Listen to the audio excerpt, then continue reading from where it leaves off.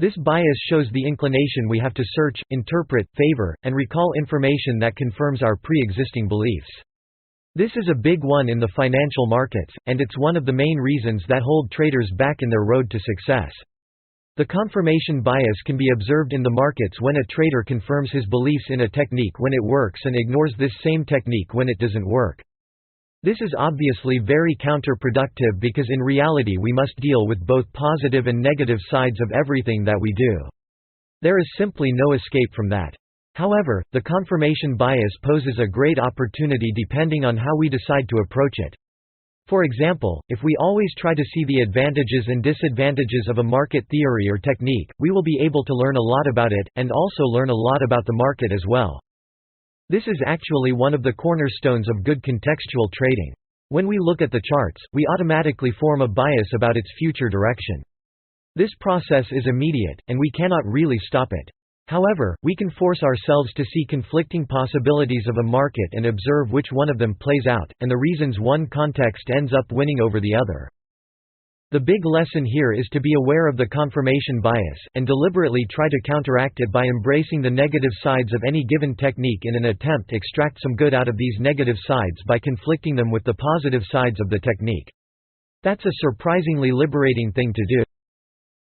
This bias refers specifically to the initial reflex people have when faced with new evidence that collides with pre-existing beliefs. What's interesting to notice about the Semmelweis reflex is that it is immediate and involuntary.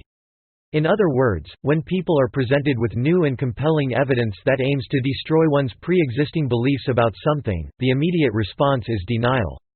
The fact that it is immediate says a lot about the believing software of our brains.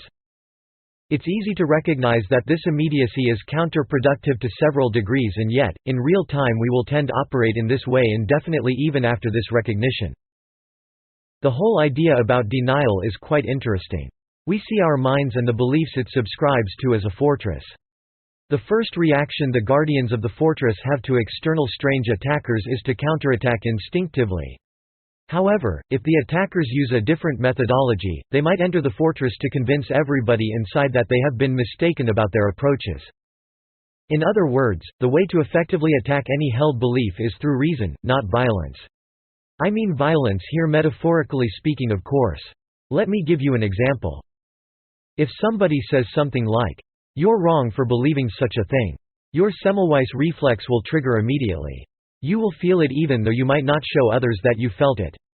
However, if somebody approaches you and say, "Look, I think you should reconsider your belief in X because of this and that," the effect such approach has on your Semmelweis reflex is a lot weaker. In trading, there will be no one telling you that you're being stupid about anything. It's you against the market, and we already pointed out that the market is incapable of caring about your feelings, so you will be left with your thoughts to reflect about your actions. Speaking in practical terms, you will be against yourself when you are trading, and that's surprisingly difficult contrary to what most people believe. There are ways of triggering the Semmelweis reflex by yourself. Just imagine a trader who is getting consistently losing trades in the market.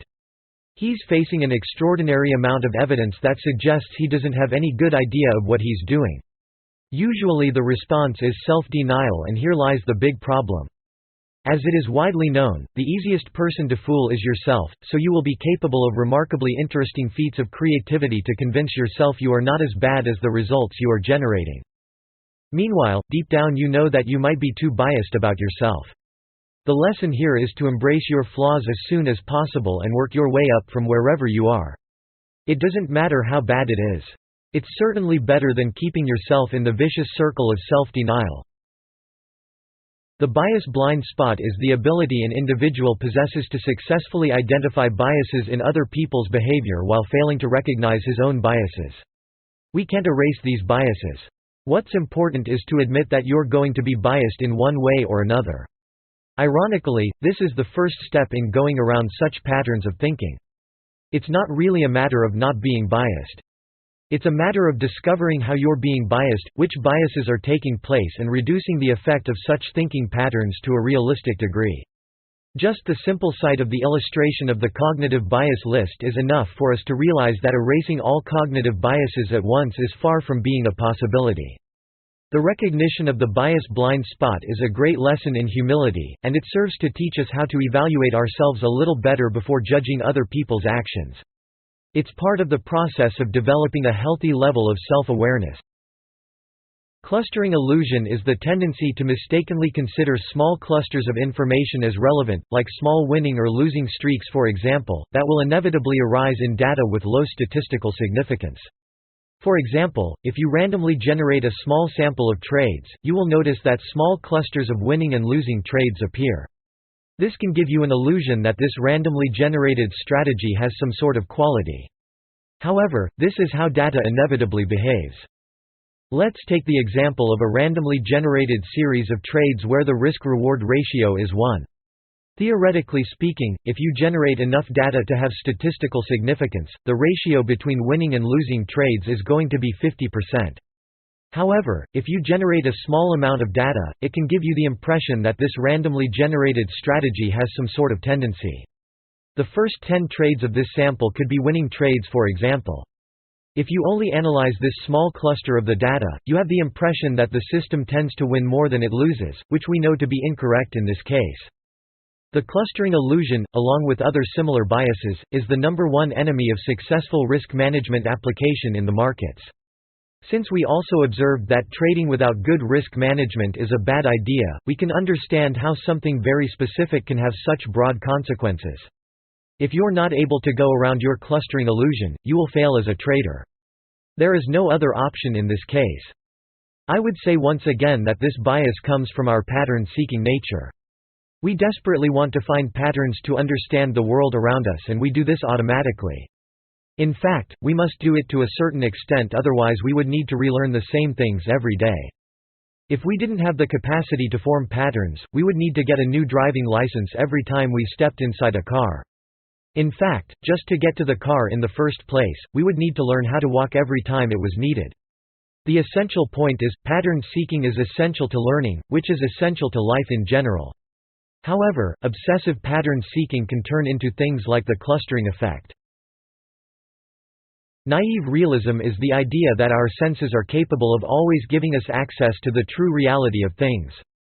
In other words, it's the idea that we can always trust our senses immediately without considering the possibility that we might be subjected by illusions of various types. This applies to the physical world and, more prominently, in the realm of ideas. It's a lot easier to be mistaken about ideas than to the appearance of a physical object, for example. Some people tend to trust their senses and their thinking too much to the point it begins to sound like arrogance. The fact that arrogance sounds bad to us goes back to the original idea of naive realism. If a person is being too confident about something, she gives the feeling that she is being negligent and that she doesn't care to be negligent about the fact that she might be wrong about stuff.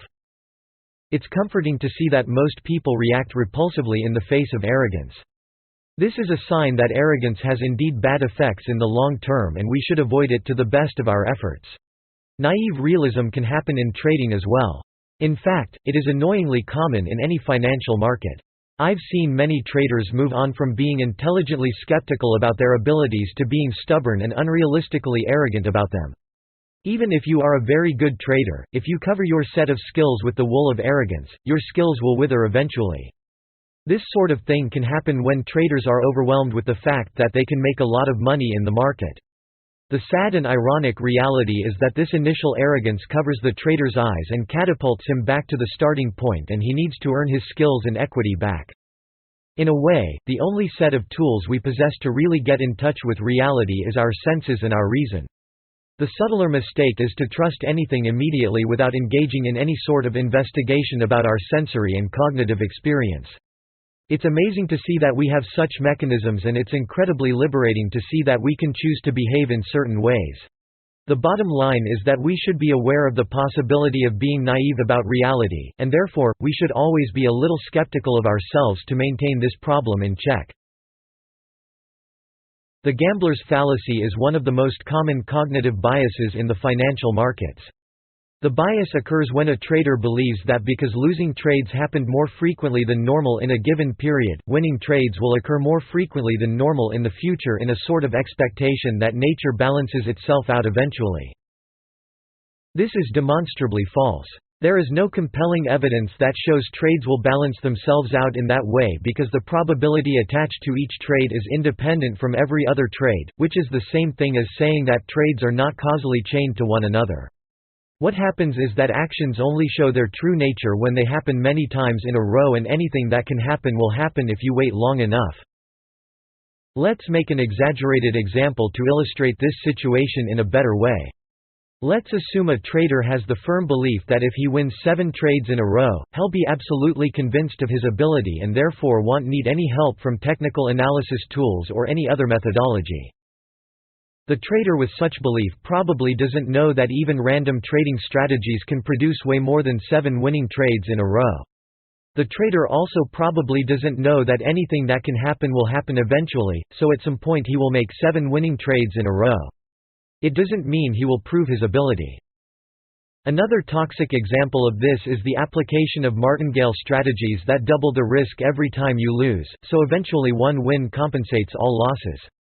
The problem with such mentality is that virtually infinite capital is needed for this to work, and that's precisely what traders don't have. There is no rule that says the odds of making a winning trade increases as the current losing streak increases in size.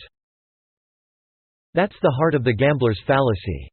Once again, there is no causal link between the probability of various trades.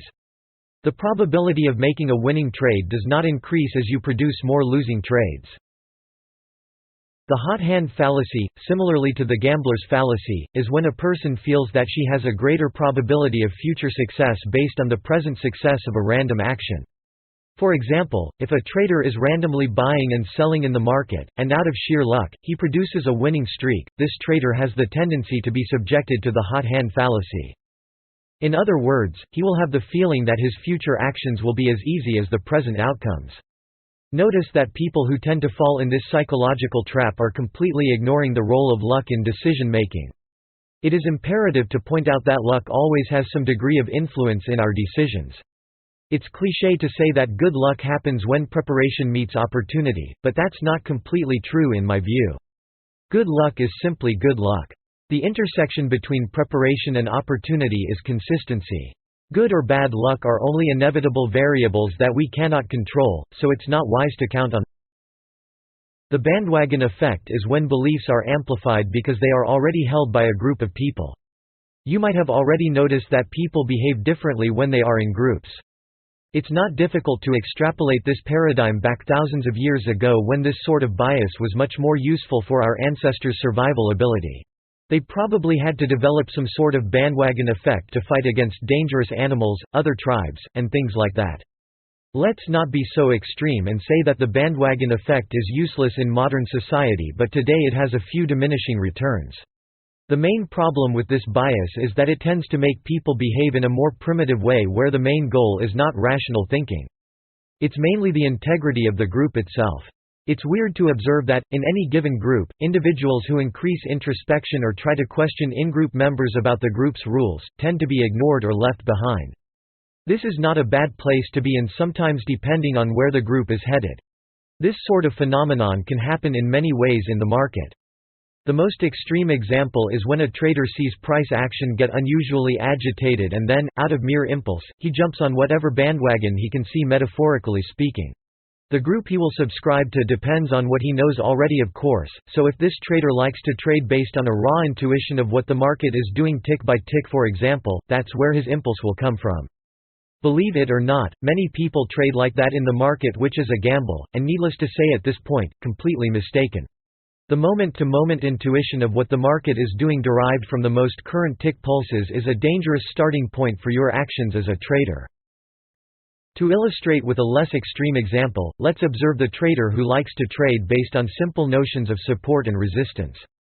This trader will observe the obvious levels of support and resistance on the chart, and he will prepare himself to act when price gets to those points. If he has no plan of what to do when price does reach these levels, he can simply jump on the bandwagon of the first primal intuition of what the market will do next, which is the same as trading by impulse. All these examples have one thing in common. When traders feel they are missing the bus in the market, they will tend to make any effort, no matter how unrealistically deceptive they might be, just to get in a trade to see what happens. At this point in the course, you can probably imagine how much the market makers love biases like the bandwagon effect. These large traders expect that the vast majority of traders will act by impulse, and that is one of the ways in which the market makers capitalize on retail traders. The zero-sum bias is the tendency to think that when someone wins, another person has to lose in any given system. That is true if you look at the market in the objective light only. However, if we look in the light of the overall value of money contained in a market, the zero-sum classification is wrong. The objective transactions between traders in the market is indeed a zero-sum game if you look at money in the nominal way, meaning if you look at money in objective terms. When you consider all the variables contained in a market, which includes people's subjective interpretation of price, which is called sentiment, you cannot classify the market as a zero-sum game. In reality, the market has the objective layer, and the subjective layer. This second layer makes it impossible to classify the market as a zero-sum game. That happens because the relationship between nominal value and market sentiment varies. In other words, the perceived value of nominal price fluctuates, so we cannot classify the market as a zero-sum game. Oddly enough, our first intuition about the financial market seems to tell us that the market is a zero-sum game, which is just another example of how we can be confused about our surrounding reality. The hindsight bias is the tendency we have to see events as predictable only after they happened. The hindsight bias poses a great challenge. At the same time, it poses a great opportunity to learn how the markets work. For example, if we make a biased analysis of past market history, we tend to learn nothing about how the market works. However, if we develop the ability to perform unbiased analysis in hindsight, we can learn precisely how markets behave. The key here is being absolutely unbiased about what the market did in the past, which is not so easy. We must confront all possibilities of a market even when we know what the outcome is. That's the only way of extracting value of the hindsight bias. The outcome bias is when we make judgments about the quality of a decision when we already know the outcome of such decision. This is a blessing and a curse, so to speak. This bias has tremendous values. At the same time, it can be misleading. This is similar to the hindsight bias, and it happens to all traders. When a trader opens a historical chart, he immediately starts to find specific points where his current strategy would have worked. The trader usually tends to ignore the places where the strategy would fail. The fact that traders can see in hindsight what happened with price creates this illusion that trading strategies would have worked a lot better than they actually do in real time. This dynamic of focusing on the parts where a strategy works and ignoring the parts where a strategy does not work is clearly misleading. As we saw in the video about the hindsight bias, we can extract some value of hindsight analysis if we analyze all possibilities of our strategies in the past, which is to not ignore the faults of the strategy. The restraint bias happens when people overestimate their ability to control impulsive behavior. This is one of the most important biases traders must deal with in the financial markets for reasons that should be clear to you at this point of the course. Impulses, by definition, are involuntary actions that come out of our primitive nature, which is still annoyingly present in inconvenient moments of modern life. One could argue that impulsive behavior runs in the opposite lane of what would be considered rational and intelligent behavior nowadays, meaning that smart outcomes usually spiral from well-thought-out and planned actions. However, this ability of making rational decisions is only possible in human beings after millions of years of evolution. In other words, the impulses and biases that enabled our intelligence to appear in the first place are the same impulses and biases that destroy this intelligence in modern-day paradigms. This is the paradox of our intelligence. The overconfidence effect is the illusion people have that their subjective interpretation of their own abilities is positively greater than the objective measurement of such abilities. You see this in traders all the time, usually in the ones who experience some level of success in the short term. Traders who experience success in the long term don't show overconfidence because, to be profitable in the long term, they need to develop ways of suppressing overconfident behavior, otherwise they will shoot themselves in the foot eventually. Overconfidence is such a misleading emotion because it feels great, but it slowly and silently destroys a trader's ethic. This is another cynical detail about our minds. We can feel well at the same time that we are acting in very counterproductive ways. Overconfidence is an exaggeration of confidence, of course, and it serves to demonstrate that our emotions should be carefully balanced inside a spectrum. Confidence is a good thing, but too much confidence will blind you and ironically make you underconfident over time. The key point is to always try to maintain yourself relatively confident without being whipsawed to either side of the spectrum. The Dunning-Kruger effect is the tendency people with low level of information have to overestimate their abilities and people with high levels of information have to underestimate their abilities. This bias is applied all over any financial market. There are tons of people with nearly zero education about how the market really works, and these same people feel like professional traders of the highest caliber. Meanwhile, we have a few people who understand a lot about how the market really works, and you will constantly see them providing caveats and hedges about their views of the market. The Dunning-Kruger effect happens for a very simple reason. People with more information about the market are aware of how much trading can go wrong if you don't know what you're doing.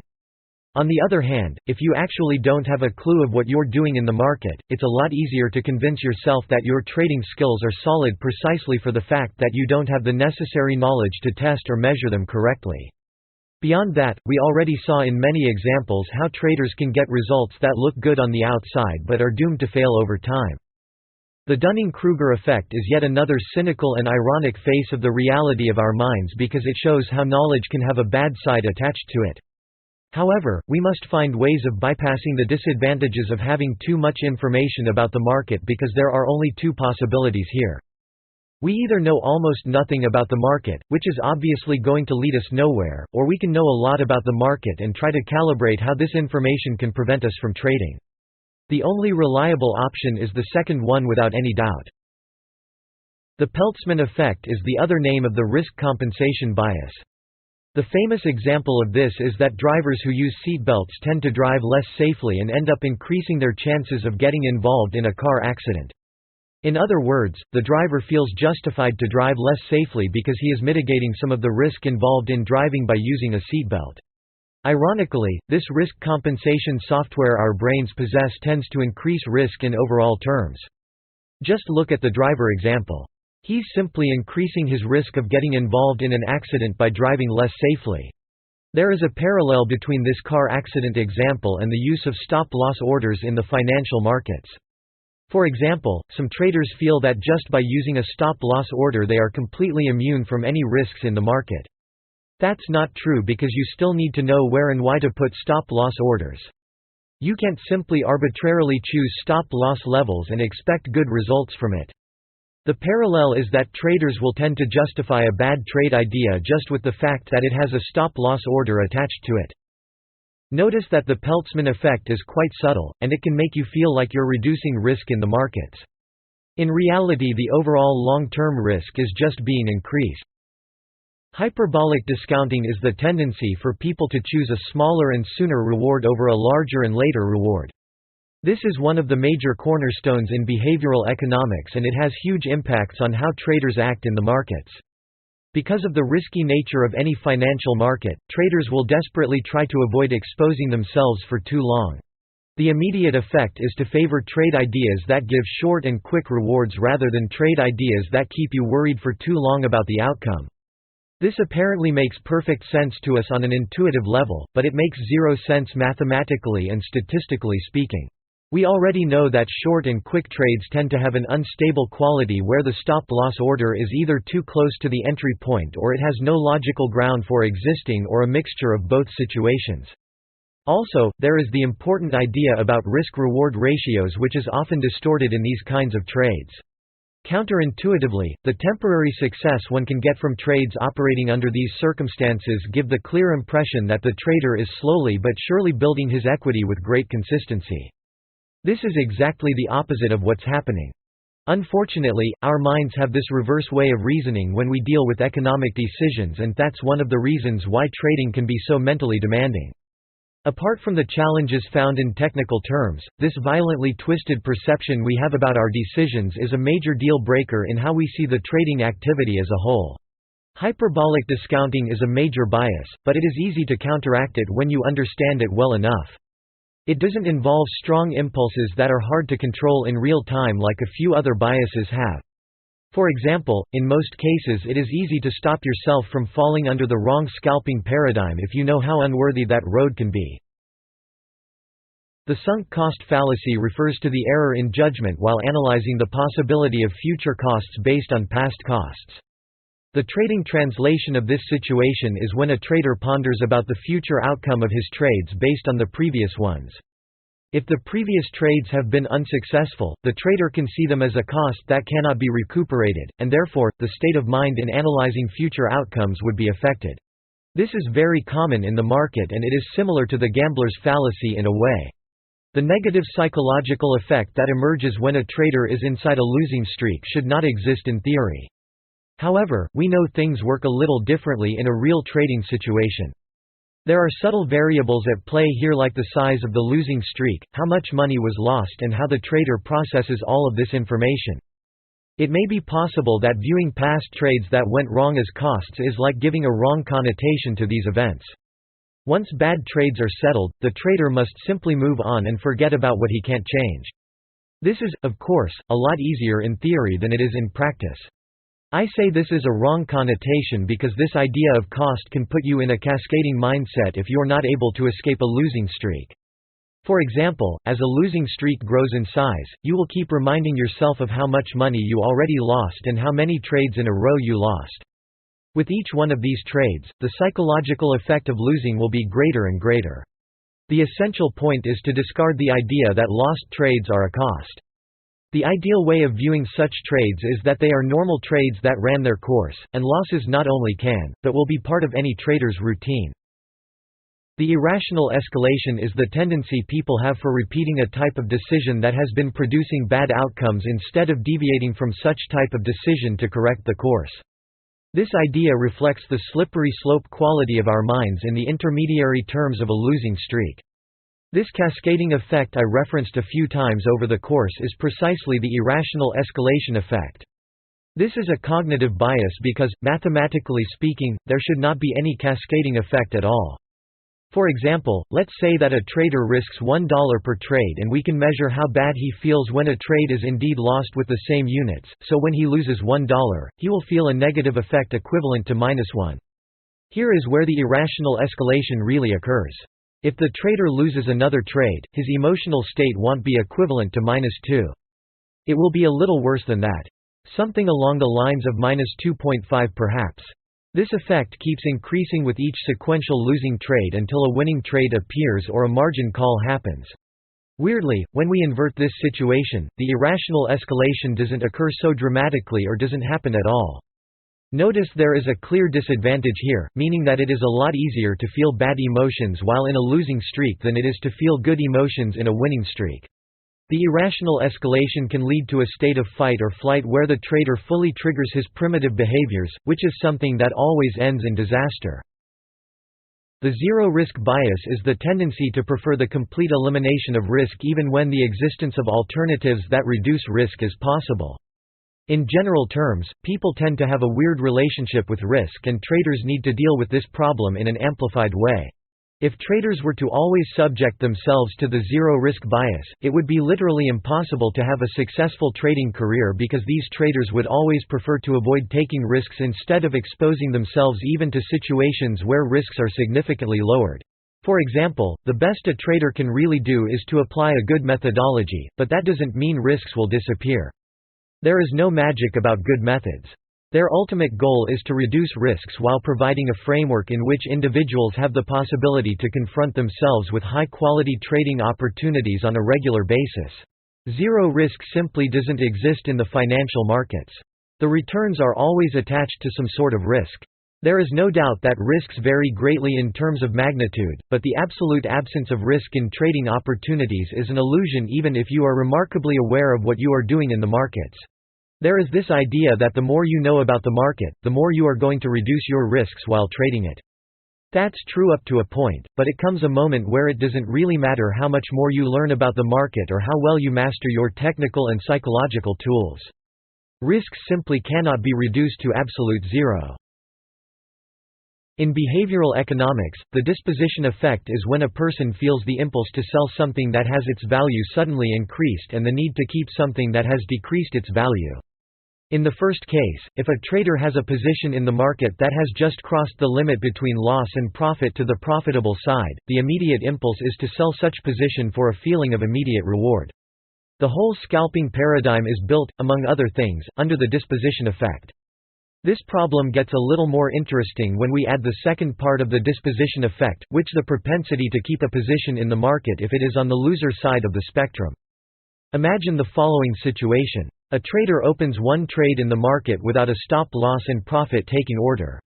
The trader is simply risking his money based on poor technical motives and perhaps no contextual understanding of the market whatsoever.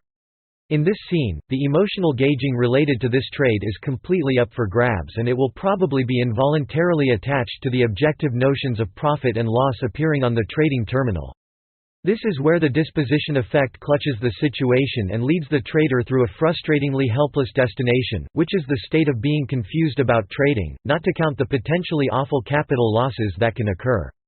The problem here is that as soon as a trade goes into the positive side, the trader will try to close it acquiring a small profit, but the trader will hold the trade while it's negative with the hope it will come back to the positive side. This is hopeless, of course, because one trade going bad under this circumstance can wipe out a huge series of small and subsequent profits. The trading ethics in this case are completely the opposite of what they should be. Starting from the fact that not using stop and profit orders in the market is simply too irresponsible. Just imagine the devastating effects of aligning the disposition effect with hyperbolic discounting, the clustering illusion, the overconfidence effect, and all other biases that were presented here for that matter. As soon as we start to look at these things more closely, we can begin to understand how trading psychology is indeed very complicated. The pseudo-certainty effect, as the name clearly suggests, is the tendency to assume certainty when there cannot be. This bias goes hand in hand with the Dunning-Kruger effect because it deals with different levels of certainty based on what an individual knows and this individual's perception about the limits of his knowledge. Pseudo-certainty can possibly appear in the final moments before taking a decision to make a trade. The pseudo-certainty might function as sort of igniter to conclude the whole process of trading investigation, assuming there is one. We can never have absolute certainty about the outcome of a trade, but we can have a sense of enough certainty, which is inherently attached to some degree of risk. The problem with the pseudo-certainty effect is that traders who don't have good information about the market will usually display this bias in an exaggerated way. It's always recommended to be skeptical about the markets. Too much certainty can certainly be a problem. The backfire effect is the tendency for people to increase their level of trust in beliefs that have been just faced with contradictory evidence, which is the exact opposite of what should be done, hence the name of the bias. For example, if a trader believes that the stochastic oscillator is a great tool for trading, and another person provides evidence that contradicts that idea, the automatic reaction of the trader is to increase his trust in the stochastic oscillator. Again, instead of being skeptical about it, which is what rationality tells us to do, the trader will tend to take the easier route, or the path of least resistance, and let the backfire effect guide his behavior. This is a vicious circle because every time the backfire effect takes place, the deeply held and wired beliefs get stronger and stronger. Reverse psychology is when a person advocates a certain behavior with the opposite quality of what is desired in order to induce another person to act in the way it was desired in the first place. Reverse psychology is the cornerstone of market manipulation, and it occurs every day in pretty much all financial instruments. Market makers are incredibly skillful in employing reverse psychology in the markets because technical analysis presents a simple framework for that to happen, and most of the times, traders need years of study before they get to the point where they learn about this. Market makers can employ reverse psychology in the markets by manipulating price in specific areas to make the market look like it's about to do something, while in reality it's about to do the opposite. The less is better effect, as the name clearly suggests, is the tendency people have for preferring less options to choose instead of more options simply because it's easier. This feeling usually comes from the need to maintain things simple while dealing with complex matters. This is a paradox, of course, because it's impossible to treat a complex system with simplicity at the same time that one expects to understand it correctly. It's paramount to recognize that the need to keep things simple is a mere flaw of our minds, and that reality has no interest in adapting itself to our biases and flaws. It's the other way around. We must adapt our minds to deal with the complexity of reality if we want to understand it better. That's important because traders do this all the time. They get overwhelmed with contextual trading, so they give up on the idea to try something easier. At this point, you can probably imagine what's the result of that attempt. In this lecture, we are going to explore the fifth dimension of our professional strategy, which is called operational logic. This strategy dimension has to do with specific actions a trader can do to manage his trades in a more efficient way. For example, a good operational logic will guide you in the way you put stop losses and profit targets. It will also guide you on how to collapse the risk of a trade and the overall approach on how to manage what you can and cannot do with your orders. In the fractal flow strategy, the operational logic dimension will also tell you simple guidelines that should enable you to be aware of the subtle sleight of hands that the market plays on most traders when we deal with momentum divergence. You will notice that many times in the market, you will be able to find context for both sides. This might force you to choose between one of these sides, which is something that can have diminishing returns. However, before we jump into that, let's see what you can and cannot do with your trade orders. The basic premise of good operational logic is in the name. It's logic. If you want your trades to be managed in the best way possible, you must use sound logic to place your stop and target orders. The reason for that is quite simple. With a logically placed stop loss, you are much less likely to be stopped out if you compare it with an arbitrarily placed stop loss. The same happens with target orders. You have a much greater chance to hit a logically consistent target than a randomly placed target. This idea serves as a filter to open trades. For example, if you have a good context to open a trade, but you don't have a good place to put a logical stop-loss order, you simply don't take the trade. That sounds simple, but it can be hard to control the impulse to open a trade when you have good reasons to do it. The same thing works for the target orders, of course. The stop-loss order is not just meant to make you stop losing money. It's meant to give you some sort of extra layer of protection.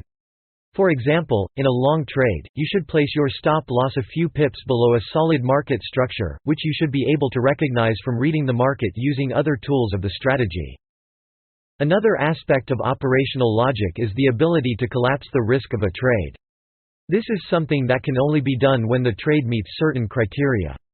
For example, let's say you have a trade that is going well, but you're not sure if it has enough power to hit a minimum risk-reward ratio.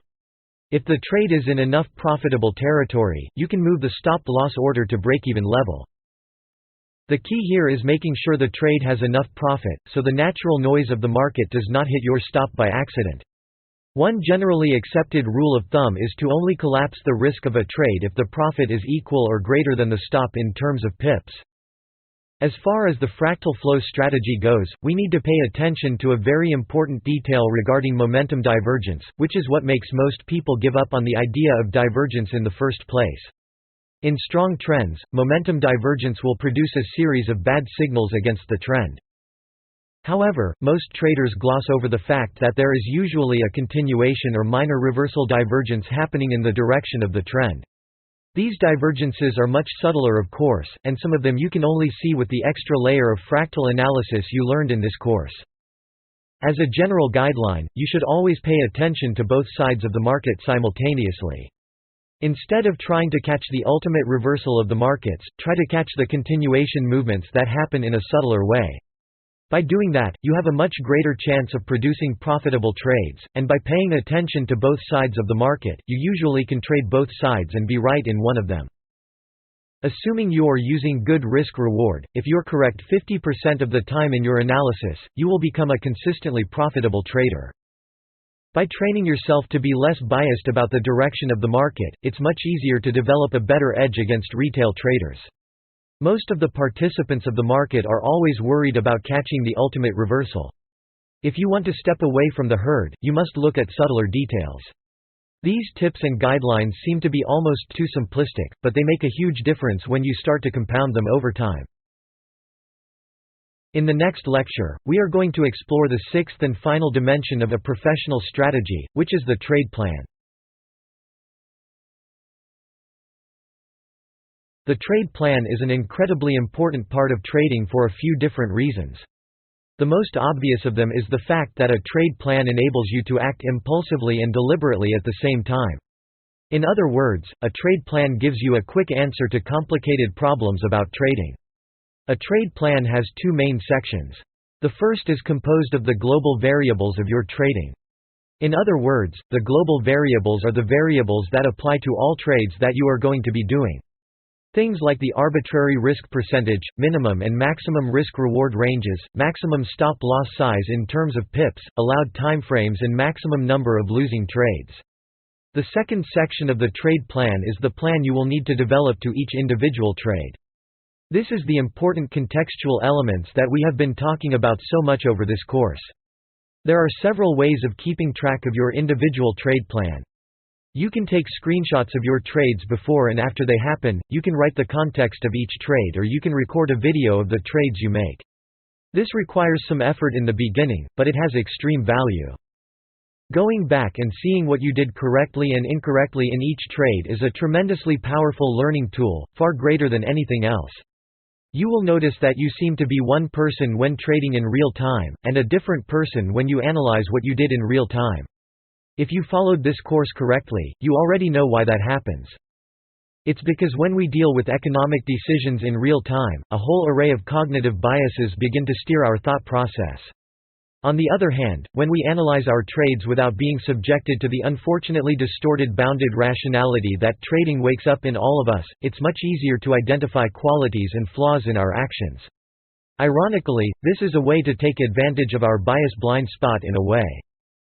As far as the trade plan design goes, it doesn't get much more complicated than this.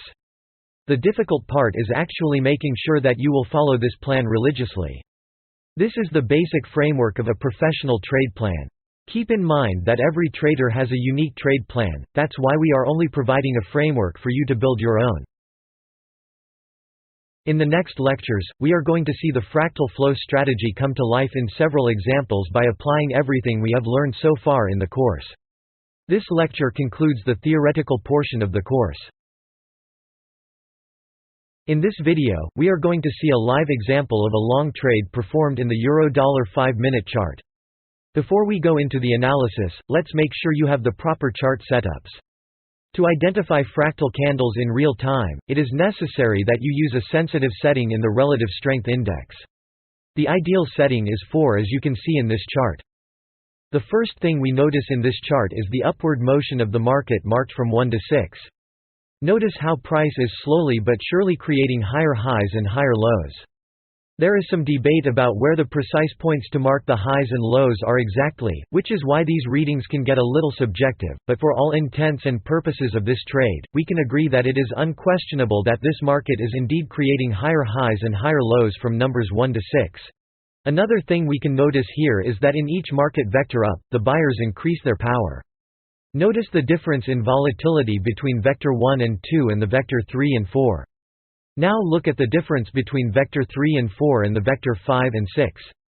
The market movement between 5 and 6 is interesting to us because it shows an exhaustion movement, which is when price makes a last drive with maximum power, which is what happened in candle 6. Notice also that this candle started with a small gap up, which is another sign that buyers were truly powerful at this point in the chart.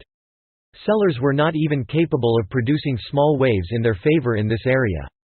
Take a look at the area where I marked the buyer zone 1. This area comes out of the level in which sellers between 4 and 5 failed to create a lower low than 3. Price peak marked in number 5 is where the buyers picked the control of this market and initiated the vector 5 to 6. We mark this as a significant buyer zone because this was the last place in the chart where significantly powerful buyers showed up.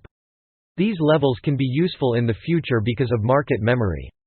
If buyers showed up vigorously in this level, they might show here again in the near future as long as other contextual elements agree with that premise. After the exhaustion candle marked by the number 6, the market naturally produces a low volatility market that goes in a sideways motion. This is inevitable after a wide candle like candle 6. There was a lot of energy and momentum spent on that candle, so the natural tendency is for the market to pick its energy up again, and it needs a few candles to do that. In the blue arrow down, we can see that the volatility starts to increase for the downside. This makes sense because there is not much buying power up in that level because of that candle 6, so sellers don't have a problem bringing the market down after the blue arrow. This is where the analysis starts to get interesting because now we have sellers going straight against the already proven buyers present in buyer zone 1. Here we have to use our judgment to decide which one of these players is the strongest. The key for deciding which of the market players is stronger in this example is to look at the relative volatility of their movements. Compare the strength of the volatility of the movement between 5 and 6 to the volatility of the movement after the blue arrow down. They are almost the same in terms of magnitude, but the buyers ran the same length in pretty much 3 candles, while the sellers needed about 15 candles to bring the market down to buyer zone 1. That's our indication that buyers are still stronger than sellers in this market even though the market seems to be falling down. When price arrives at the black square 1, we begin to see the fractal flow strategy techniques come into play to solidify the context of our trade. Pay close attention to the details here because they are quite subtle if you're not used to the fractal flow method yet. The area inside the black square 1 is what we call divergent price territory because we can see a clear simple reversal divergence happening in the relative strength index, which is highlighted by the sloping red lines. So far there is nothing special about this because it's only a simple reversal divergence.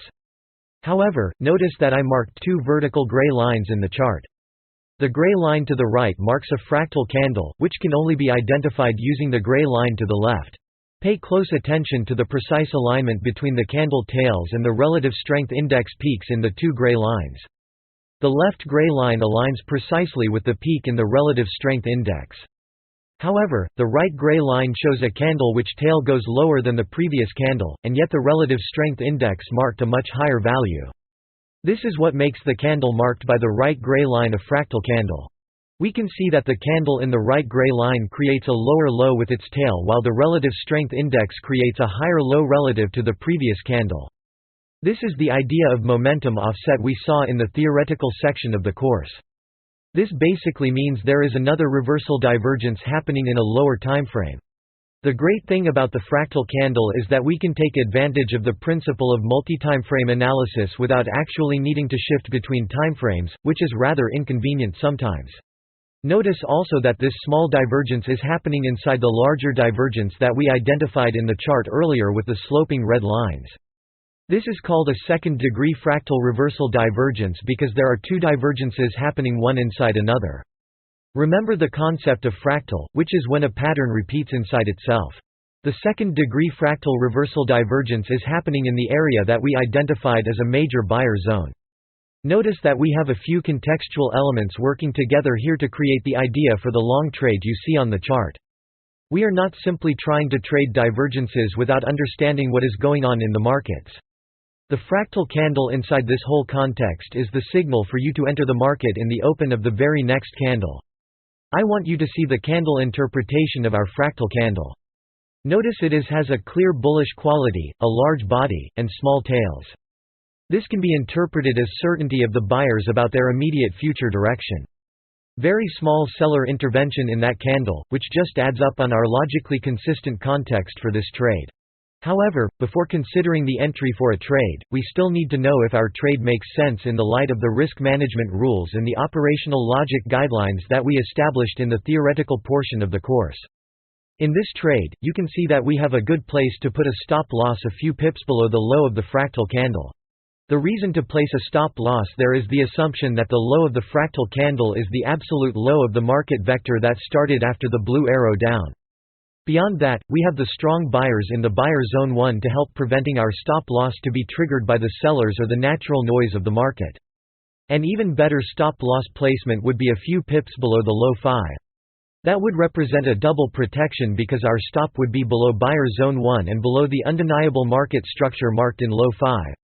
However, going for this double protection method all the time can be difficult because the size of the stop-loss order increases, and then you will need to find a larger take-profit order, which will be harder to reach. Speaking of target orders, our target in this trade can be very loose for a very simple reason. If we are correct about our trade context, and the low of the fractal candle is indeed the absolute starting point of the next upward major leg of this market, we have a lot of room to collect profits. In this case, we can simply place a 1 to 3 risk-reward ratio target without any problem. Before we move on to see how the trade ended, I want to grab your attention to something really important here, which is the conflicting nature of the major and minor flows of the market. This is something that you will have to deal with constantly. Notice that our trade is going against the minor and downward flow of the market that started after the blue arrow down. However, by reading the context of the market, we assumed that our fractal candle is pointing to an area where the major flow of buyers will cease the minor flow of sellers, and both flows will ride in synchrony to the upside until the buyer's energy runs out again. Professional trading is all about judging the strength of the major and minor flows, and the precise points where they converge and start to flow together. Notice that if we are correct in our trade context, our fractal candle is giving us pretty good trade location also. Let's see how the market develops.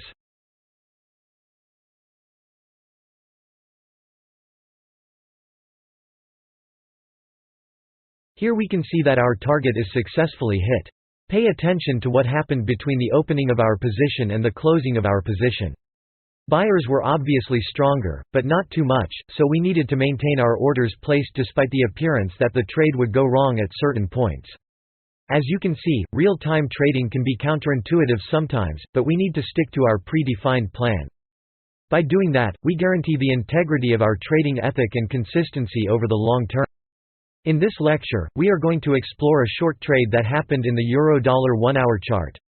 It's interesting to see the strategy working in different timeframes so you can observe how the timeframe does not really influence the analysis at all. For all intents and purposes, the timeframe you trade should not be relevant at all. The timeframe choice is a tool for you to fit your trading into your lifestyle. The logic behind this is that price action is exactly the same in all timeframes. The only thing that differs is the temporal scale in which trades happen, meaning the time it takes for trades to run their course. Let's begin the analysis of this chart. Once again, this is a difficult scenario because we have conflicting major and minor flows happening all the time, and sometimes this can be a little counterintuitive and confusing. In number 1, we can see a massive bullish candle with a relatively short downward tail, a large body and almost no upper tail at all.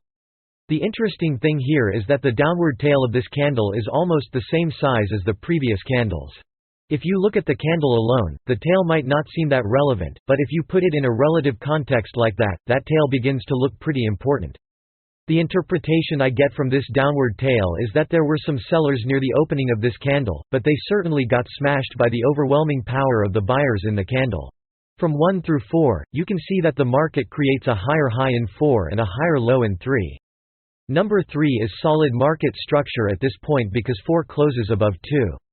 However, between 4 and 5, a rather sinister game plays out in the market. Notice that price pierces the low number 3, but it never closes below it. This makes the high number 4 a fake market structure. Once price starts to create minor highs and lows after number 5, we can confirm this was probably a market manipulation. We are not going to go in greater detail about that now because the mechanics of such manipulations require a course on their own.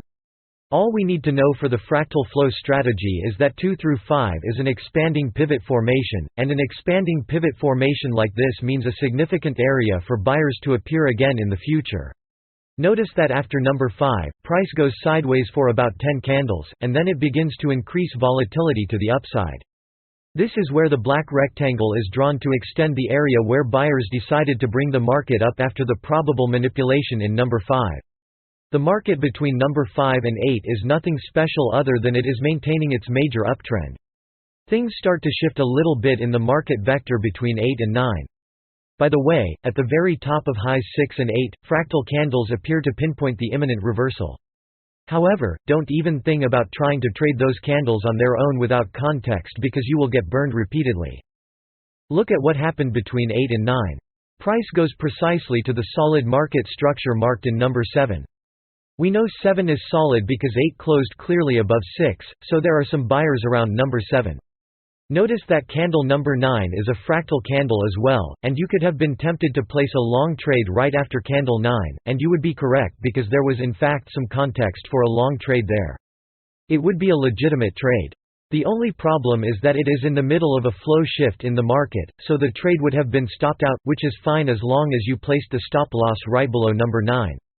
By the way, this is what a losing trade in the fractal flow strategy would look like. You would be stopped out, but your stop would be small, so it would not hurt so much. Notice also that candle 9 has an interesting shape. It has a small body and a large downward tail, which means there were indeed some buyers in the low number 7. Once again, the key to anticipate the flow shift here is to look at the volatility of the movement produced by buyers and sellers.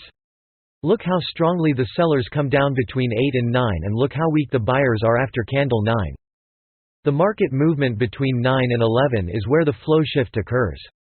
After 9, buyers attempt to begin their rise to break high number 8 and create a higher high and solidify number 9 as undeniable market structure.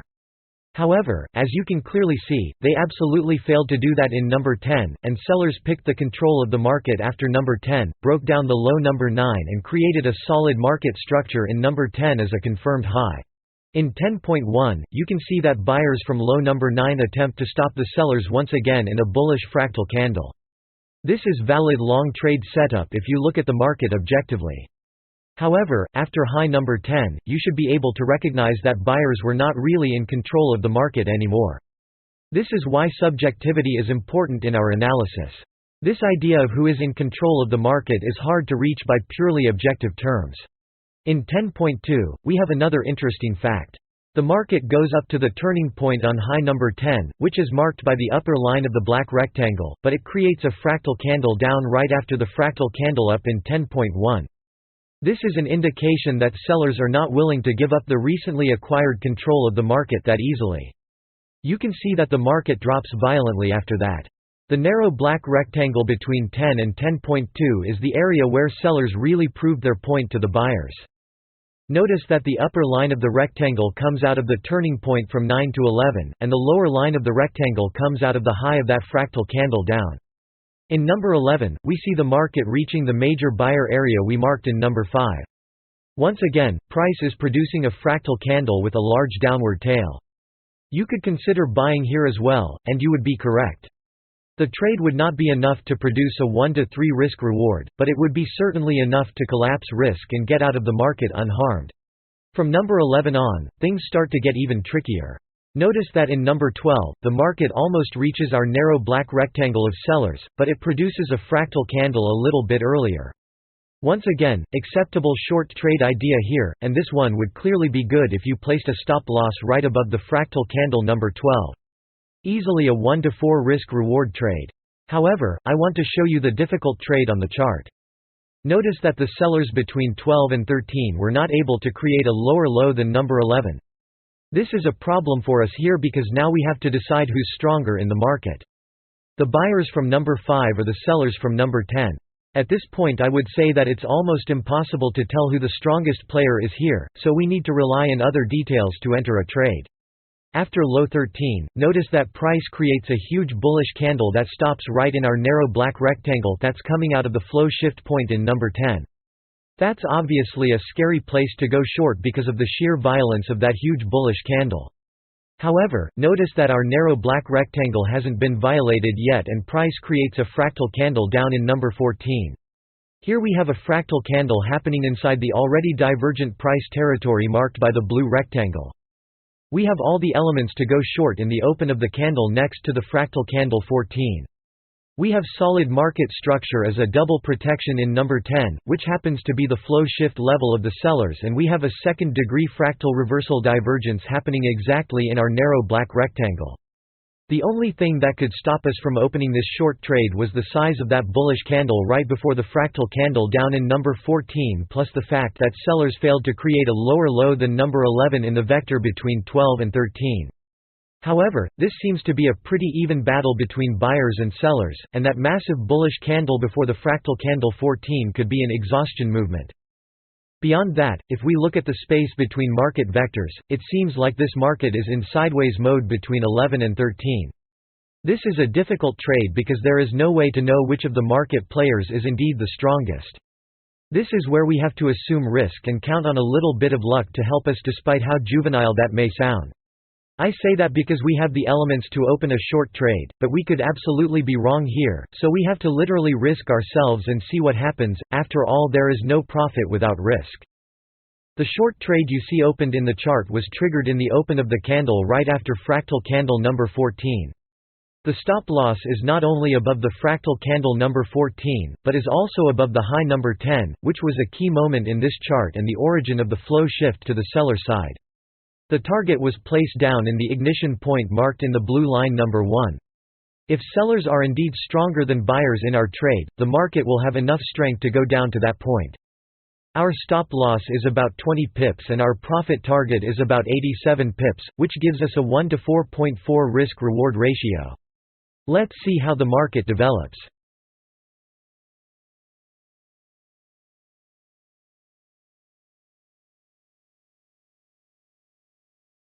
Here we can see the market reaching our desired target. It's important that you review this trade a few times because it's hard to catch all the details at once. Trading does not get much more difficult than this, so if you can get used to this level of analysis, you will be well on your path to become consistently profitable. In this video, we are going to look at a simple trade that was rooted in the fractal hybrid divergence idea. Just as a reminder, the fractal hybrid divergence is the combination of a hidden divergence in a higher timeframe with a reversal divergence in a lower timeframe. The higher timeframe is the current timeframe we are analyzing. The lower timeframe would be the next lower timeframe, which in this case is the 5-minute. Since we have the fractal candle concept under our belt, we don't need to change timeframes to see that reversal divergence happening. We can do it all from only one timeframe. The fractal hybrid divergence idea can be a little confusing at first, so we are going to look at a trade that has a simpler context around it. In number 1, we can see a very wide bullish candle that apparently initiated the downward trend we are seeing in this chart. Notice how price explodes down, and then it starts to create more reliable and balanced movements from number 2 to 7. As I said in the beginning, there is nothing especially challenging about this market.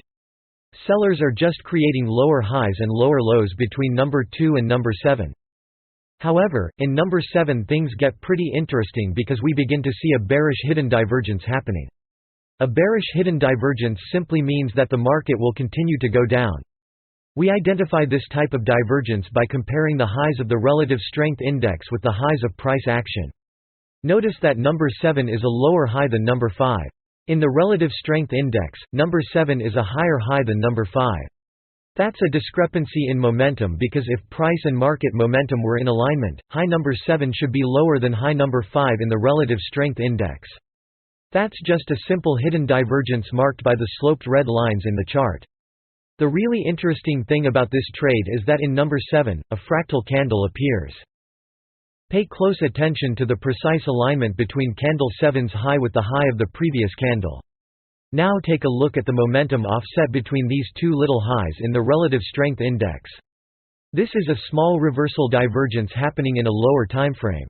The fractal candle number 7 also happens to be in the turning point of market vectors 4 through 6, which was the last time sellers appeared in the market to create the movement between 5 and 6, as you can see by the horizontal blue line. The short trade you see in this chart was triggered at the opening of the candle right next to the fractal candle number 7.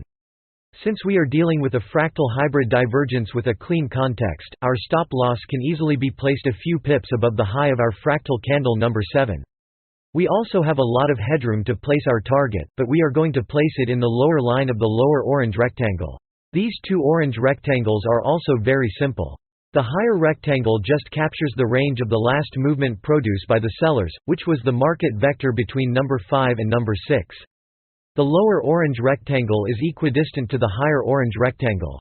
This is vaguely based on the Newtonian idea that every action has an equal and opposite reaction. The market vector between 5 and 6 is the action, and the lower line of the lower orange rectangle is our expected reaction for this movement. Our stop loss is roughly 10 pips and our target is about 30 pips, which gives a nice and realistic risk-reward ratio.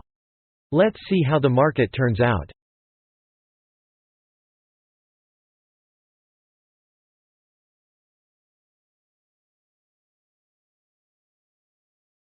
Here we can see that our trade hit the desired target.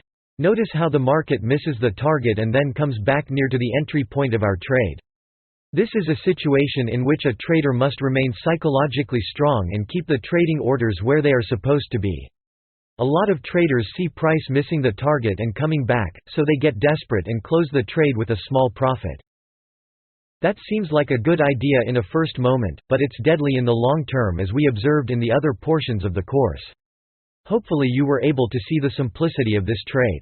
Not all trades are tricky and complicated to make. Some of them are quite simple like this one, which is a relief for less experienced traders.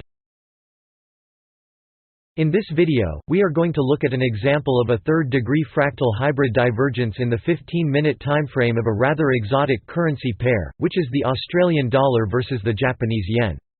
I want to stress out once again that it doesn't matter the instrument or the timeframe we apply the fractal flow strategy. The analysis is exactly the same.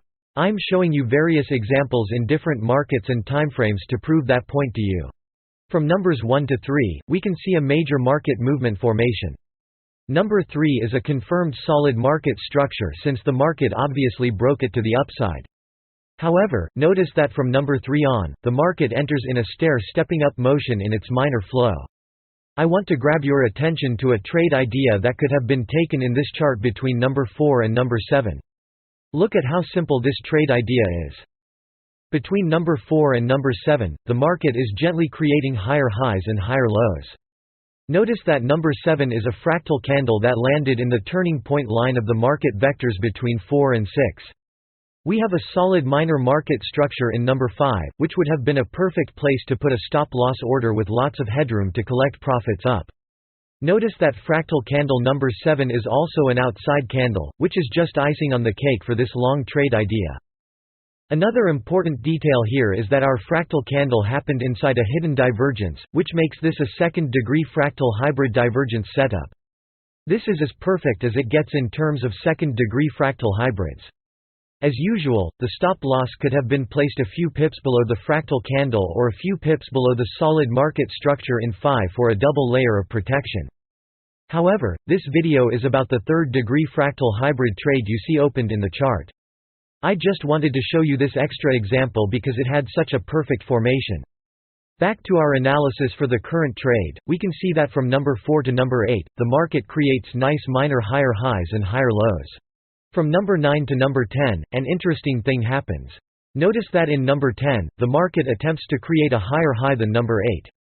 Price gently pierces the high number 8, but it never closes above it, which makes the low number 9 a fake market structure.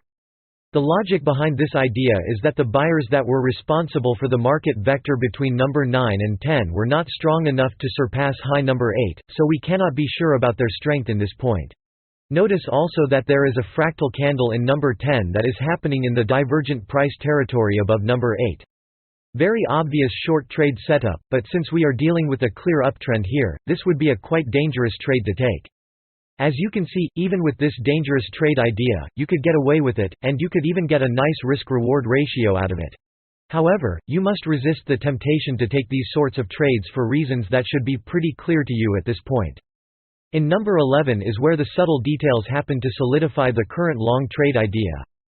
Just as a parenthesis, if you were a trader that was aware of divergence, but not aware of fractal divergence, you would miss this opportunity completely. As we can see here, there is a hidden divergence happening between low number 7 and the potential low number 11. We are only considering number 11 as a low because of the fractal hybrid divergence. Notice that before number 11, I drew 3 gray vertical lines on the chart. If you pay close attention, you will see there is a reversal divergence happening between the 2 outer lines marked by the sloping short red lines in price and in the relative strength index. There is also another reversal divergence happening between the center gray line and the right gray line, which is our fractal candle number 11. This is marked by the tiny sloping blue line in price and in the relative strength index. These 3 divergences can be classified as a third-degree fractal hybrid because in the larger fractal, we have a clear hidden divergence. In the lower fractal marked by the sloping red lines, we have a reversal divergence, and inside this reversal divergence we have another reversal divergence signaled by our fractal candle number 11. This is a great example to prove how important it is to pay attention to the precise alignment between candles' tails and the peaks of the relative strength index when the correct time comes. You might be wondering what other contextual elements we have to trigger this long trade idea other than the third-degree fractal hybrid divergence. Since we're dealing with a minor flow here, we can say that the last time successful buyers appeared in the market was in low number 7. Here is where we reach one of those situations where we need to take unknown risks. We are too far away from low number 7 to place a stop loss there, but we have a third-degree fractal hybrid divergence happening in the same level as a minor consolidation marked by the red rectangle between 7 and 8. Beyond that, the horizontal black line that is coming out of high number 6 is a support and resistance line that is meeting the low of our fractal candle number 11 almost perfectly. Notice also that inside the red rectangle there are 3 candles. The first one zooms the line coming out of high number 6 with a certain volatility that cannot be found in the surrounding candles. Our fractal candle number 11 seems to be the first test of the support line that used to be resistance. Our only choice to place a stop loss here is a few pips below the fractal candle number 11. The long position you see on the chart was triggered roughly in the opening of the candle next to the fractal candle number 11. As far as our target goes, we are going to take a different approach and use a dynamic target. Notice that we have an upsloping black line that comes out of number 7 and connects to the low of our fractal candle 11. We extrapolated this line and placed in the high number 8, which seems to be the outer edge of this market up to this point. These two lines have the exact same angle and they serve to delineate future extremes in price. We will talk a lot more about these types of lines in the Pitchfork Master Strategy and in the Hidden Lines Strategy courses. For the purposes of the fractal flow method, you could simply double the range of the vector between 10 and 11 to form a target, or you could use any logically based place to give you at least a 1 to 3 risk-reward ratio on this trade. However, as I said earlier, I want to give you a taste of how a dynamic target works in real time.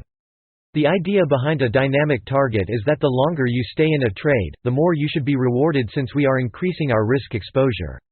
By attaching your target to an upsloping line in the case of a long trade, the longer you are in the trade, the greater your target will be. You just have to update your target order in each candle opening. The target should be placed in the intersection of the current candle with the upsloping black line coming out of number 8. Notice that the initial risk-reward ratio of this trade is about 3.8. However, if we happen to be correct in our analysis, our dynamic target will give us the opportunity to close this trade with an even better risk-reward ratio. Let's see how the market develops.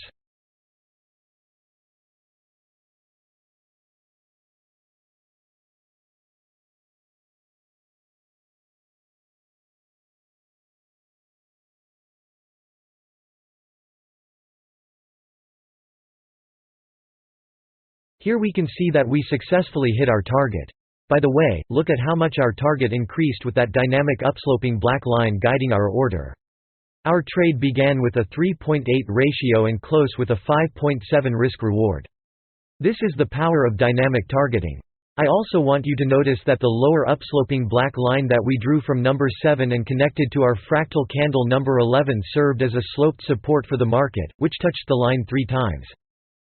There are situations where lines like this can be used as a secondary entry, or an auxiliary entry in case you missed the first one. I would say this trade is more of an intermediary level because it required that we assumed some dangerous ideas like relying on a minor consolidation to ground our stop-loss idea despite having a pretty good fractal hybrid. Hopefully you were able to enrich your level of understanding of the fractal flow method with this example. In this video, we are going to look at a long trade in the US dollar against the Canadian dollar using a second-degree fractal hybrid divergence in the 30-minute timeframe. In number 1 we can see the last confirmed high that was created by the same sellers who produced that massive drop in the market a few candles back. At this point it's clear that sellers are not nearly as strong as they were in those 2 highly volatile candles. In number 3, we see a new pack of buyers trying to disprove this market by attempting to break the last confirmed high where sellers showed up significantly for the last time. Sellers managed to create a bump back down in number 4, but buyers picked the market up again quickly and broke the high number 1. I want you to notice how organized the movement between 4 and 5 is. Look at how every candle produces a higher high and a higher low. This is suspiciously organized, and it might be the product of some market maker trying to trigger retail traders to go long in a bad trade location or trying to trigger stop orders that were above high number 1. Notice also that now the market is creating higher highs and higher lows, so it makes sense to look for optimal places to go long. Another important detail here is that the next significant pack of sellers that might hinder a long trade idea is relatively far away, and it is around the opening of the first massive candle down. As far as the momentum analysis of the market goes, notice that between 4 and 6 we have a simple hidden divergence marked by the short red lines. Number 6 happens to be a fractal candle, as we can observe by the offset between the lows from candle 6 and its previous candle, and the corresponding peaks in the relative strength index. Once again, we are only considering number 6 as a potential low because of the second-degree hybrid divergence we are able to see here. Beyond that, we see that the tail of the fractal candle number 6 landed exactly in the supply and demand zone that spiraled from the turning point between 2 and 4, and then from 3 and 5 marked by the narrow black rectangle. Another interesting fact about the market vectors between number 2 and number 6 is that the retracement between 5 and 6 is approximately the same size as the retracement between 3 and 4. Since we are dealing with an organized and clear market up to this point, this observation adds up to our long trade bias. Notice also how the narrow black rectangle acts similarly to a support and resistance line. These are called supply and demand zones, and the logic sustaining such idea is simply the determination of zones where buyers and sellers shift the control of the market. This is a very simple trade idea because this market is quite clear and noise-free. Our current long position was triggered in the open of the candle right after the fractal candle number 6 with a stop loss a few pips below number 4 for a double layer of protection. Our target was placed in the blue horizontal line coming out of that candle with a large upper tail on top left corner of the chart. Notice that before our trade can have a free pathway to hit that target, the buyers on which we're counting must be strong enough to surpass the ignition point of that first massive bearish candle marked by the horizontal black line. If this analysis holds up, we will be looking to collect a nice 1 to 4.5 risk-reward ratio trade, which is well within the realistic range we established by looking at the logarithmic nature of the margin of error increments. If you have been paying close attention to the trade examples in this course, you must have noticed that the combination of contextual trading with our unique approach to momentum analysis of the market is indeed critical to pinpoint the precise turning points of the market. One of the most difficult things to do as a trader is trying to know when the market is going to turn. Contextual trading aligned with the careful and clear-cut observation of the relationship between raw price action and momentum really makes the difference in the trade location aspect of a strategy. Let's see how the market develops.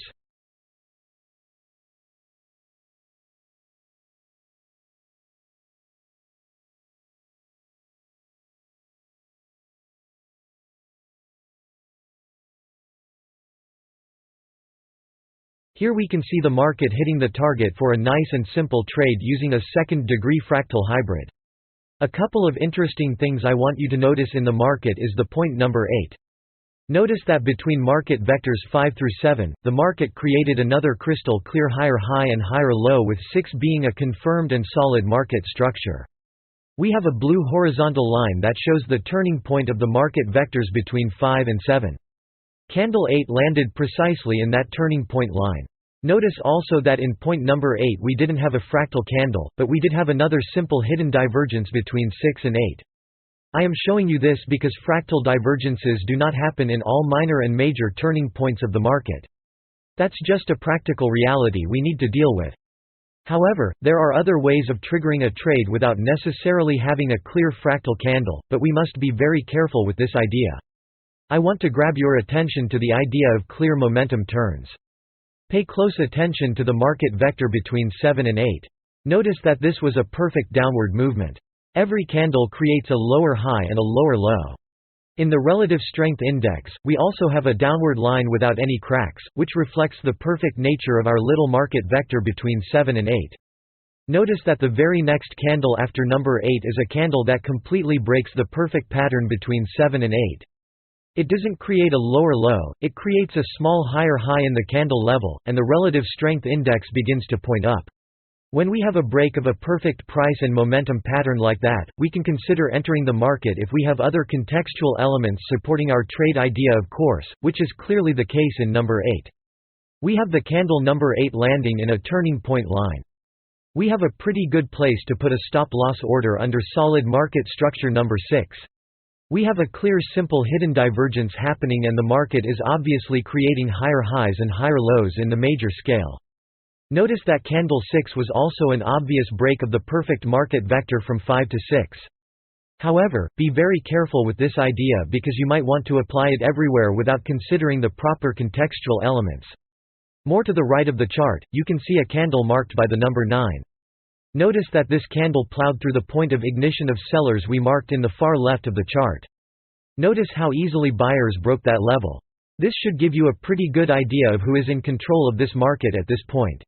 This was another simple example of the fractal flow method application in a clear market. Hopefully you were able to pick up the subtle details and nuances of the fractal flow method, and how they make all the difference as far as precision goes. In this lecture, we are going to analyze a short trade in the euro against the British pound 1-hour timeframe using a third-degree fractal hybrid divergence as a core setup with the proper surrounding context. The deepest degree of our fractal hybrid is quite subtle in this case, so pay close attention to the small details in the chart. In number 1, we have an ignition point for buyers that brought the market up to number 1.1. Right after this point, the market starts to cascade down to meet the ignition point number 1. I want to grab your attention to how precisely the market tests the ignition point 1 by the blue arrows near number 2. This is a perfect example to show how these points of ignition in the chart serve as supply and demand areas. It has a massive volatility that cannot even begin to be compared to the surrounding candles. We must be careful with these highly volatile candles because they might be two different things. They might be just a large pack of buyers exhausting their energy, or they might be market makers doing their thing and trying to distract the rest of the market. At that point it is pretty much impossible to recognize which of these two alternatives we are talking about in this chart. From 1.1 to number 2, we have the cascading sellers attempting to break low number 1. Observe that the sellers fail to create a lower low than 1, and the buyers pick up the control of the market from number 2.1 on. Notice that those large downward tails around number 2 show the fight between buyers and sellers. Observe also how volatility increases after the market reaches the point of ignition number 1 if you compare it to the beginning of the market vector from 1.1 to number 2. 2.1 is the moment where buyers won that battle, as you can see by the marked fractal candle. In number 3 is where this market starts to show its rather interesting character because the buyers who just won the flow attempt to make a higher high than 1.1, but they end up being unsuccessful. Those apparently shy sellers from market vector 1.1 to number 2 began to show their true power in candle 3.2. This candle is easily the largest candle on this chart. Beyond that, it is probably twice as big as the second largest candle on the chart, which was candle number 1, which also happened to be the candle that gave origin to the point of ignition of the buyers who were apparently in control of this market. Candle 3.2 is a very explicit way of sellers telling buyers who is in charge of the market now. It could not be more explicit than that. Observe also that beyond the massive range of candle 3.2, it breaks the ignition point number 1 and the low number 2, turning the high number 3 into solid market structure. Sellers ended up creating a few more candles that made the market fall even more down to number 4, which is where the buyers picked up the control of the market again. In 4, the sellers were completely exhausted, so it makes sense that smaller buyers take control of the market temporarily until something new happens. We can see the buyers doing their thing by the creation of higher highs and higher lows in what appears to be the minor flow of this market. Just compare to the strength of the major flow of sellers going down from number 3. The market starts to go up and meet the green zone that was drawn based on the market vector from 3 to 4. The upper line of that green zone is in the ignition point of the candle 3.2, and the lower line of the zone is in the turning point line between 2.1 and 4. Roughly speaking, this is where those powerful sellers might show up again based on the context we have so far. Let's now move on to the momentum analysis of the market. At this point you might have been able to identify that there is a very clear hidden bearish divergence happening between high 3 and the potential high 5. A hidden bearish divergence means the market will continue to go down. We identify that by looking at the relationship between market highs and the relative strength index. The potential high number 5 is undeniably lower than high number 3, and yet the relative strength index is showing the opposite. In terms of momentum, potential high number 5 has greater upward momentum than high number 3. The simple hidden divergence is of course the gateway for us to observe the other subtler divergences happening in smaller degrees. Observe very carefully the details of the lines drawn around number 5. We have 3 gray lines. The two outer gray lines point to the second degree of our triple divergence. Compare the high of the candle in the left gray line with the high of the candle in the right gray line.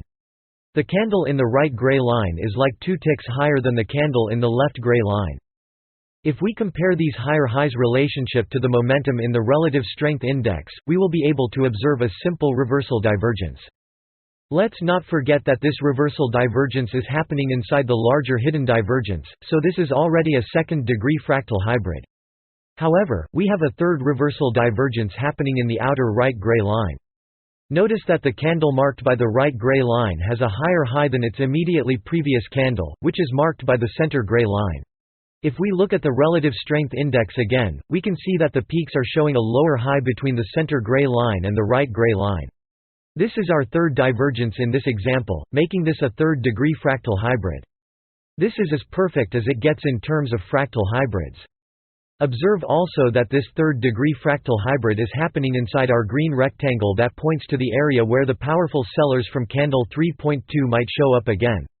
We also have a pretty good place to put a stop loss above high number 3, but we could also place it above the upper tail of our fractal candle number 5.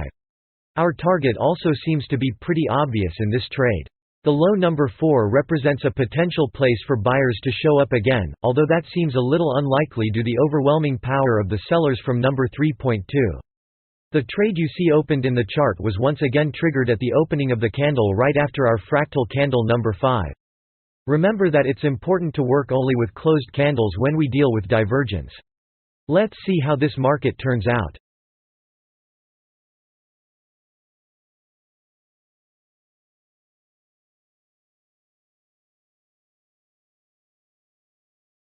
As you can see, our trading context was correct and the third-degree fractal hybrid divergence gave a precise signal for us to enter the market. Notice how all the elements of our trading context align themselves perfectly. They almost give a sensation of certainty to enter a trade, which is good when we need to assume risk in the markets. In this video, we are going to look at a dangerous trade idea in the British pound versus the Japanese yen. I want you to pay attention to this trade because it's a good example of something that you should not do, or at least something you should approach very carefully. I'm saying this because a dangerous idea can turn out to be a profitable trade, which just makes the idea even more dangerous. This particular trade is also a little more dangerous because it is on a high time frame, so the stops will be larger, and the trade will take longer to complete. This has some effects in the psychology of a trader. The essential point here is that if you don't have an almost perfect reason to enter a trade like this, just don't do it. There are plenty of other easier opportunities to take in the market, and they are quite frequent also, so there is no point concentrating on danger. From number 1 to number 11, we see the pound-yen creating higher highs and higher lows in a pretty well-organized fashion. There are some scary candles like number 6 for example, but nothing in this market is telling us it will give us a short trade opportunity. If anything, you should be looking for opportunities to go long in this market. Newtonian physics tells us that there must be an external force to stop the momentum of this trend. At the moment, it has its own inertia and there is no rule that tells us that it should not continue to go up much higher. Observe that I drew several horizontal blue lines in the chart representing the turning points between market vectors. Notice how perfectly the market lands on these turning point lines in number 6 and in number 8. Also notice that in number 10, the market didn't landed on the turning point line drawn between market vectors 7 through 9, but it landed on the support and resistance line that comes out of number 7. Number 6 and number 8 are valid long trade opportunities because we have the context of a stair-stepping market landing on a turning point line with a fractal candle to nail the coffin. As I told you before, I want to show you the dangerous idea here. Those trades in number 6 and number 8 are just perfect ideas, and there is nothing challenging about them. Another thing I want to show you here is that up-sloping red line that was drawn from number 2 to number 4 connecting several low tails together. Look at how perfectly the market goes back to that line a few times after that in number 6 and number 8. There are 13 candle tails touching that line, which makes it a quite powerful line to use in a context. However, that's a subject for another day. Let's bring the attention back to our irresponsible trade. Observe that in number 11, we are experiencing a simple reversal divergence marked by the short blue lines between 9 and 11. That's not a big deal because we also have a simple reversal divergence between 7 and 9. This is where traders start to give up on the idea of divergence, and with good reason, because the relative strength index will produce a series of bad signals and traders will get burned time after time. However, if you are aware of fractal divergence, you can control this idea more precisely. If you were to go short somewhere around 9, you would at least wait for a fractal candle to appear, so you would not feel so reckless taking a short trade in a clear-up trending market. Notice that fractal candle 9 produces a quite nice pullback to number 10. However, as it is usually said, the devil is in the details here. Let's look at the attributes of candle 9. It's relatively the same volatility as the previous candles. It has a small body and large tails. If we try to roll back the chain of causality of that candle, we will arrive at the conclusion that there was some internal fight between buyers and sellers, and that the winner of that battle didn't really win by a large margin. The candle has a bearish quality to it, but as you can see, it's not that strong. By looking at these details you can see how going short in candle 9 would not be the best idea ever, but you could get away with it due to the precision of the fractal candle. Candle 11 is a similar situation momentum-wise, but the candle itself tells a completely different story. Candle 11 is a fractal candle, as you can see by the short red line in price and in the relative strength index. Beyond that, look at the attributes of the candle itself. It has a higher volatility than the previous candles. It is an outside candle, which means it is fully encapsulating the last candle. The logic behind that outside candle quality is that the dominant player in candle 11, which were the sellers, were not only strong enough to stop the buyers from bringing the market up, but they were strong enough to create a lower low than the previous candle. Look at the upper tail of candle 11. It implies there were some buyers up there, but they clearly got smashed down. Now look at the downward tail. It barely exists. This shows a kind of certainty of the sellers in this case, not to mention the large bearish body of the candle.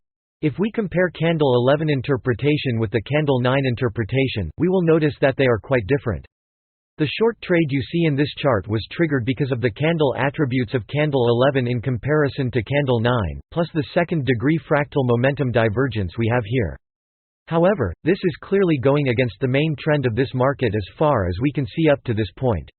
This is why I'm warning you that you might get away with this stuff once in a while, but it is usually a bad idea to go against the trend. However, there is nothing impeding candle 11 to be the beginning of a downward movement. It's just not very wise to look for the absolute market reversals like that. Trading is already pretty difficult with the relatively easier contexts.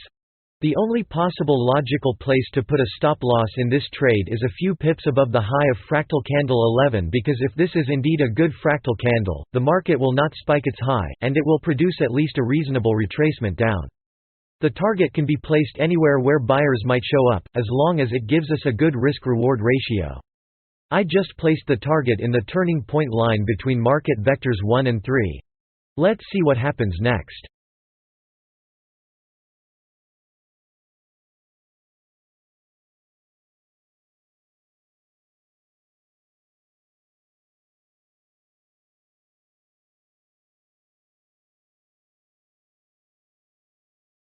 This is a situation where we have to be very careful because a trade like this can easily trigger a trader's overconfidence bias, which will inevitably lead to disaster. I hope you are able to see the bigger lesson here, and understand the heavy temptations that are attached to this kind of trade. I hope that you also learn to resist these heavy temptations. This was a 270 pip trade in the 4-hour timeframe. Just imagine how satisfying that can feel. Remember that this feeling of satisfaction has a rotten and malicious nature underneath it, and it will attack you in the first chance it gets. I'm showing you this, so you don't have to go through this experience yourself. Some say that wise people learn from the mistakes of others, so I hope this serves as an inspiration to you. In this video, we are going to analyze a long trade idea in the euro against the Japanese yen 1-hour timeframe using the third-degree fractal hybrid divergence once again. These examples using the fractal hybrids are good because they serve to show not only how fractal hybrids occur, but also how second-degree fractal reversals occur. In this chart, you can see that the euro-yen created higher highs and higher lows from number 1 to number 4. However, the market vector from number 4 to number 5 creates a confusing fact in the chart. Observe that low number 3 is solid market structure, but number 5 violates that low and does not close below it. This makes high number 4 a fake market structure.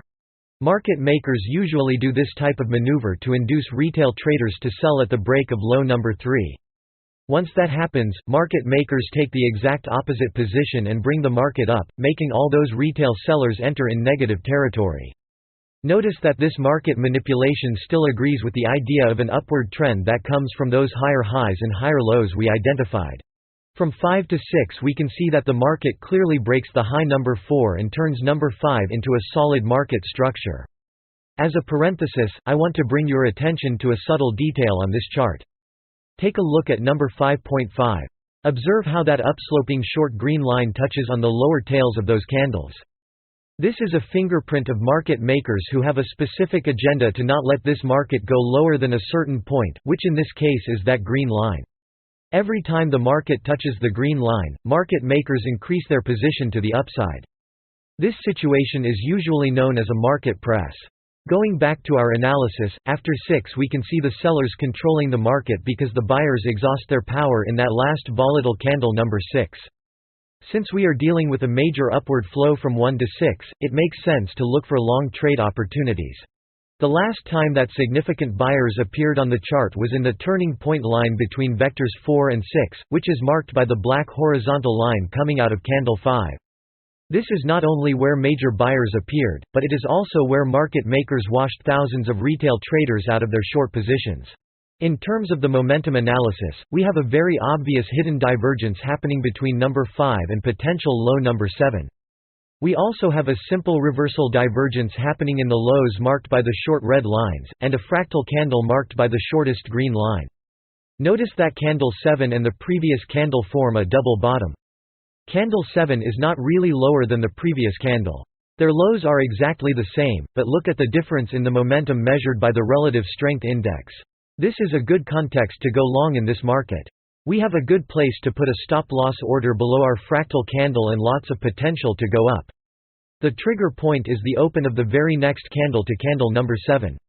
The target was placed a few pips below the high number 6 because that was the last stretch of the buyers on which we are relying on, and if we are correct about this uptrend, price will have no difficulty surpassing that point.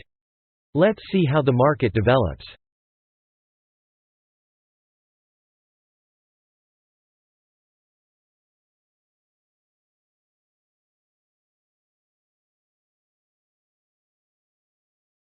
As you can see, the market hits our desired target.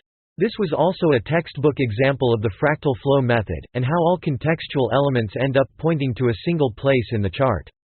From these 8 live trade examples, you can get a pretty good idea of what the fractal flow strategy feels like, and the types of clues you should look for in the charts. You should also have a pretty good idea of how to start your analysis. These 8 examples close the fractal flow strategy video course. Hopefully, you were able to learn something useful with this material. If you have any sort of question about the strategy or the markets in general, do not hesitate to contact us at any time.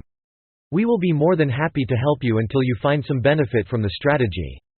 There are incredibly valuable lessons here, and it is advisable that you watch all the lectures several times to catch every important detail. Thank you for putting your trust in this product, and I hope you can apply it to your own trading in its full potential.